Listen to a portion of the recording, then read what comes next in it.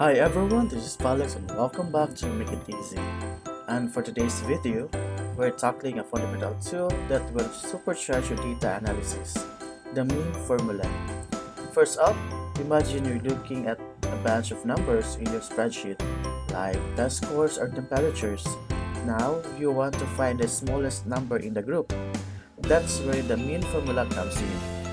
It's really easy to use. With just few clicks, you can find the smallest number, whether it's the lowest score or the coolest temperature. Plus, it helps you make decisions based on your data. Whether you're a new spreadsheet or pro, stick around as we explore the mean formula together. Let's dive in and make data analysis a breeze.